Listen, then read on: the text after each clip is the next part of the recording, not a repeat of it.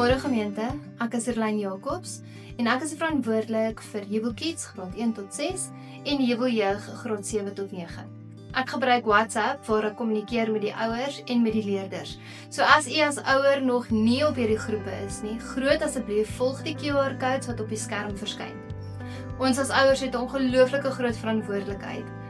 En dit was met die belofte wat ons gegee het toe ons kinders gedoop het, om hulle groot te maak in God se wil en om hulle te leer van God die Vader, Jesus Christus ons Verlosser en die Heilige Gees.